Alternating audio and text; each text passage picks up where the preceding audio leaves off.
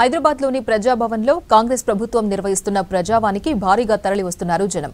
ఉదయం 4 గంటల నుంచే జిల్లాల నుంచి తమ సమస్యలు చెప్పుకునేందుకు వస్తున్నారు పబ్లిక్. ఎన్నో ఏళ్లుగా పెండింగ్లో ఉన్న తమ సమస్యలు వినేందుకు ఓ వేదిక ఏర్పాటు చేయడం ఆనందంగా ఉందంటున్నారు. ప్రజావానికి సంబంధించి మరిన్ని డీటెయిల్స్ కావ్య అందిస్తారు. Kavya, over to you. రాష్ట్రం విడిపోయినప్పటి నుంచి కూడా ప్రజలకి చాలా సమస్యలు ఎవరి దగ్గర చెప్పుకోవాలో తెలియదు. చెప్పుకున్న ఇప్పటివరకు తీరని సమస్యలు కూడా రాష్ట్రంలో చాలా ఉన్నాయి.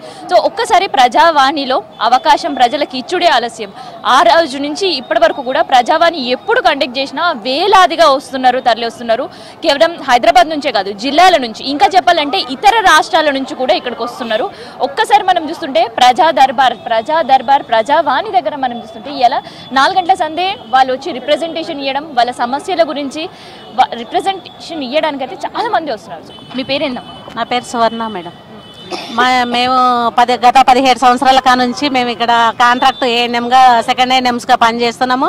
కానీ రెగ్యులర్ ఏఎన్ఎంస్తో పాటు మేము అదే వర్క్ చేస్తున్నాం. కానీ అయినా మాకు న్యాయం జరగలేదు. తెలంగాణ గవర్నమెంట్లో అయితే మాకు న్యాయం జరగలేదు. మాకు ఈ రేవంత్ రెడ్డి సార్ అన్న మాకు ఈ గవర్నమెంట్లో మాకు న్యాయం జరుగుతుందని ప్రజావానికి మేము వచ్చినాం, ప్రజా దర్బార్కి వచ్చినాము. మాకు ఇందులో న్యాయం జరుగుతుందని మేము దాంతోనే వచ్చినాము.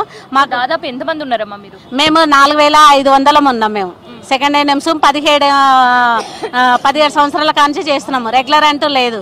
అందుకొరకని మాకు రెగ్యులర్ చేయాలని సీఎం సార్ను అడుగుతున్నాం.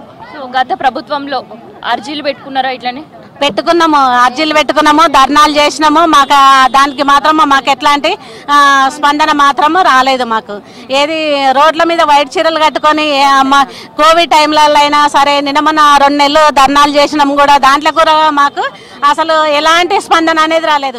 ఒక్కరోజు ఒక మంత్రి వచ్చి మాట్లాడలేదు. హరీష్ రావు సార్ అయితే ఒక్కరోజు మా గురించి మాట్లాడిందంటూ లేదు. మా గురించి మాట్లాడకపోగా మళ్ళీ నెల మాత్రం రివ్యూ మీటింగ్ తీసుకునేటప్పుడు సెకండ్ ఏఎన్ఎంస్ కనబడతారు. కానీ మిగతా టైంలలో మాత్రం రెగ్యులర్ విషయంలో కానీ ఏదన్నా శాలరీస్ విషయంలో కానీ దాంట్లో విషయంలో మాత్రం మేము కనబడము. సెకండ్ ఏఎన్ఎంస్ కనబడము. కోవిడ్ టైంలో మాత్రం మేము కనబడతాం, సెకండ్ ఏఎన్ఎంస్ కనబడతాం. రివ్యూ మీటింగ్లలో మంత్లీ 5 తారీఖు నాడు రివ్యూ మీటింగ్ తీసుకునేది. అయినా అప్పుడు టార్గెట్లని మమ్మల్ని టార్గెట్లని అడిగేతోడు. కానీ టార్గెట్లు చేసినప్పుడు అక్కడ వాళ్ళ పరిస్థితి ఏంటిది, వాళ్ళ ప్రాబ్లమ్స్ ఏంటిది అని ఎప్పుడు ఒకసారి కూడా తెలుసుకోవడానికి చూడలేదు సారు. ఎట్లా అనిపిస్తుంది ఇప్పుడు ఇక్కడ మీరు వెళ్ళి అర్జీ పెట్టిర్రు? ఎట్లా అనిపిస్తుంది? ఏమనిపించింది అంటే హ్యాపీగా ఫీల్ అయినాం. మాకైతే నమ్మకం అనిపించింది. ఉన్నారు, మనకంటూ ఉన్నారు, మన ప్రాబ్లమ్స్ అన్ని సాల్వ్ అవుతుంది అనేసి. మాకు కాంగ్రెస్. నీ పేరేందమ్మా? నా పేరు పద్మకుమారి. మేము ఒక స్థలం కొనుక్కున్నాము. అది వీకర్ సెక్షన్కి ఇచ్చేసారు. అది కొనుక్కున్నది మేము హైకోర్టుకి వేస్తే మళ్ళీ సుప్రీంకోర్టు కూడా మాకు యాక్సెప్ట్ ఫేవరబుల్గా ఇచ్చింది. దాన్ని మాత్రం అప్పటి గవర్నమెంట్ ఇంప్లిమెంట్ చేయలేదు. మాది అట్లాగే హైకోర్టు ఆర్డర్స్ని అలాగే ఉంచేసి దాని గురించి ఏ చర్య తీసుకోలేదు. ఇప్పుడు ఈ గవర్నమెంట్ అయినా సరే మాకు ఫేవరబుల్గా ఇంటీరియర్ రిలీఫ్ ఫండ్ ఇవ్వమని సుప్రీంకోర్టు ఆర్డర్ ఇచ్చిందమ్మా.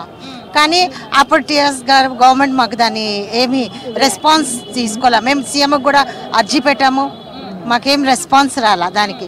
అందుకని ఇప్పుడు మళ్ళా మేము అప్లికేషన్ ఫామ్ ఇచ్చాము. చాలా హోప్ఫుల్గా ఉంది. దాదాపు ఎన్ని సంవత్సరాల నుంచి ఎదురు చూస్తున్నారు ఈ సమస్యతో మీరు? మా దగ్గర more than 30 years. మీరు ఏడికెళ్ళి వచ్చారు? మేడం నేను హన్మకొండ నుంచి వచ్చాను. ఎన్ని గంటలకు వచ్చి రేపు పొద్దుగాల ఐడికి? తెల్లరేట్ల 3 గంటలకు వచ్చాను మేడం. హన్మకొండ అసంపర్తి మేడం. అది నా పేరు సత్యనారాయణ. మా బాబు జరిగిపోయాడు మేడం. ఒక డాక్టర్ ఆర్ఎంపీ డాక్టర్ ఇంజక్షన్ చేయడం వల్ల నేను వద్దంటే 5 ఇంజక్షన్లు ఇచ్చాడు. మా బాబు జరిగిపోయాడు. ఇంతవరకు రిపోర్ట్ ఇవ్వలేదు. మేము ఎక్కడికి పోయినా న్యాయం జరగలేదు మేడం.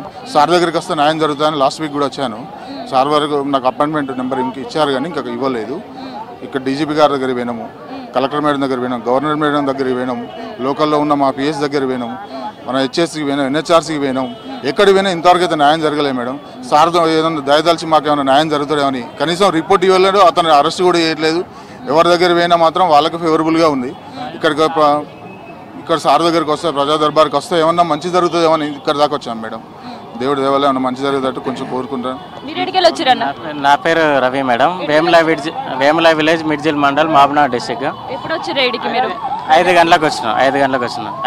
లోపలికి వెళ్ళి అర్జీ పెట్టి కంప్లీట్ అయిపోయిందా? అయిపోయింది. రిసీవ్డ్ కాపీ ఇవ్వమంటే ఇవ్వలేదు. జిరాక్స్ కాపీ పైన ఒక సెట్ తీసుకొచ్చినా కానీ ఏం సైన్ చేయలేదు. సో అవి ఉన్నాయి మాత్రమే తీసుకున్నారు. నాది గత 5 సంవత్సరాల నుంచి ఏర్పాటు చేసుకున్నారు 6-7 కౌంటర్స్ ఉన్నాయి. ఎంత టైం పడుతుంది ఈ నుంచి లోపలికి పోయి మీ అర్జీలు పెట్టుకొని వచ్చారు? 20 మినిట్స్ పడుతుంది. లోపలైతే ఒక్కొక్క అధికారి జస్ట్ 5 మినిట్స్లో రిపోర్ట్ తీసుకుంటున్నారు. మీది కంప్లైంట్ కాపీ వెళ్తుంది, మీకు మెసేజ్ వస్తుందని చెప్పేసి అంటున్నారు. మీకు గతంలో ఇట్లా అధికారులకు వచ్చి అప్లికేషన్ ఇచ్చే అవకాశం దొరికినుండే అవకాశం అయితే లేదు మేడం. ఇప్పుడే ఫస్ట్ టైం ఇక్కడ రావడం కూడా మా అదృష్టంగా ఫీల్ అవుతున్నాను. ఈ 9-10 సంవత్సరాల్లో ఇక్కడ లోపలికి రాలేదు, ఇంత దూరం రాలేదు. అసలు ఒక ఇష్యూ పైన రెస్పాన్స్ అయిన వాళ్ళు ఇప్పటిదాకా లేరు. ఫస్ట్ టైం ఈ కాంగ్రెస్ గవర్నమెంట్లో ఈ రేవంత్ రెడ్డి గారి మాది తుంగతుర్తి కాన్స్టిట్యూన్స్ మద్రాల మండలం నూతనకల్లు మండలం మేడం. మాకు గత 80 సంవత్సరాల క్రితం భూములు కొనుక్కున్నాం. 600 మంది రైతులం నూతనకల్లు మండలం మద్రాల మండలంలో. నూతనకల్లు, పోలుమల్ల, చిల్పకుంట్ల, దిశనపల్లి